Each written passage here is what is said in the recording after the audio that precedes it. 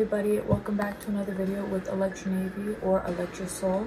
This video is going to be about why it's important to be mindful of the people that you keep around you, especially on your spiritual journey. But before we get into that, I want to say that I have a spiritual store called electrasoul.co, spiritual Instagram, spiritual TikTok. At my store, we make angel number everything. This shirt too, you can see it.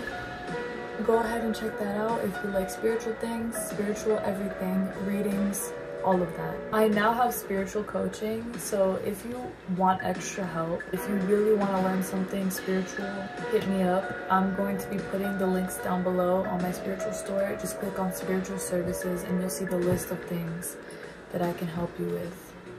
Go check that out. Subscribe, like, comment, share, do what you want, but support me if you'd like. So let's just get right into the video. Why is it important to be mindful of the people that you have around you while you're on a spiritual journey?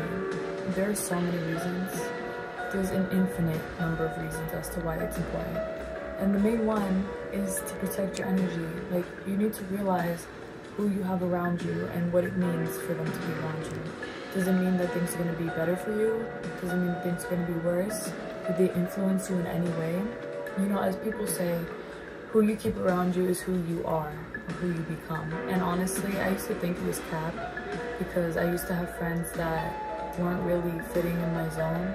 And I would think like, well, we're not exactly alike, you know? But over time, like, you do end up feeding off of each other. The energies that they give off, you pick up.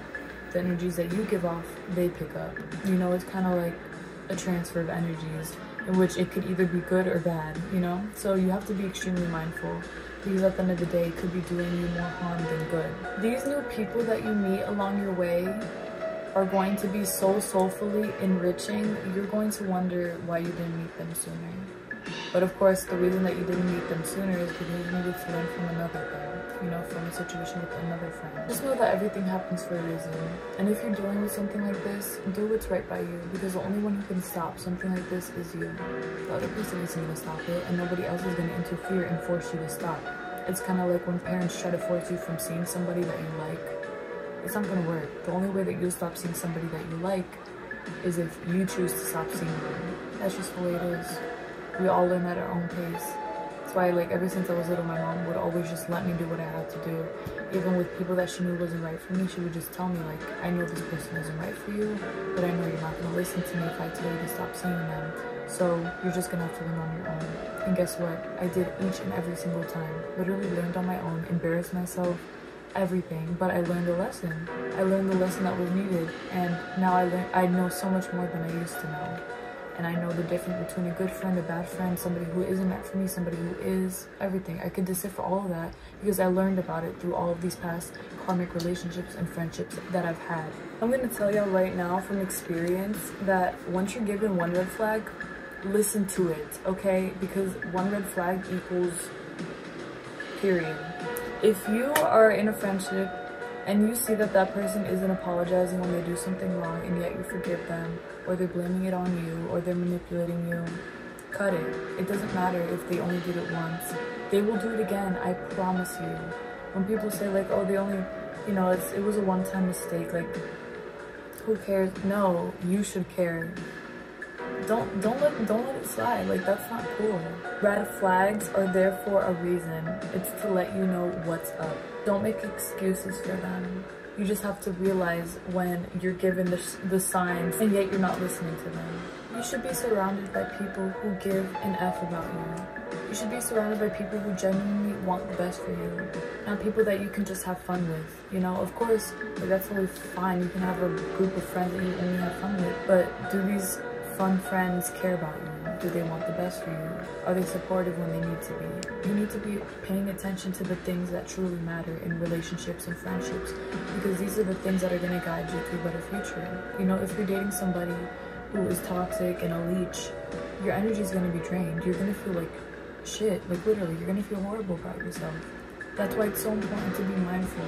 If you see somebody that is giving you constant red flags and you keep giving them chances, please evaluate the friendship. Stop right there and pay attention to the things that actually matter. Are they treating me bad? Are they treating me good? Are things going well? Make a list, like literally pay attention. It's even worse when you know that something isn't gonna work out. Like, you can feel it in your core. That hurts the most because a lot of times it'll be with friends or in a relationship that you do not want to part from. You're like, I don't want to leave, like we're such good friends, or we're in a relationship and I love them so much, and yet, you know, they're a toxic person. You're literally forced, like you have to leave. You can't stick around for somebody who isn't treating you good, and not even that, just not doing good, you know, for you. As much as you don't think so, toxic people around you will make a big difference in your life. I highly recommend getting rid of the people that you deem not helpful to you whatsoever. Somebody that you feel that things are just not going right. It happens like a lot more than you think. People will end up having to cut off somebody that they've known for 10 years because they're doing problematic things. There's a difference between somebody having problems, meaning traumas, things to work through, whatever it is, and somebody who purposely does things to bother you, purposely does things to hurt you, purposely does things to make you feel bad. Like, there's such a difference, and you know the difference. Be there for your friends who are there for you. Be there for your friends who need it. But don't be there for the friends who are making you feel like shit. Like, you're not friends, period. You need to be mindful of this. This will make up everything for you. I'm telling you right now. Something that I always do whenever I need like a friend cleanse or like to be exposed to whoever's truly meant to be in my life is I'll ask God to remove anybody in my life who's not meant to be there.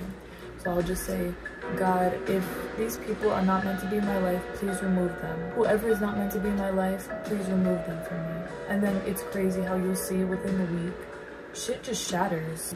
It's ridiculous. It's literally crazy how fast things move.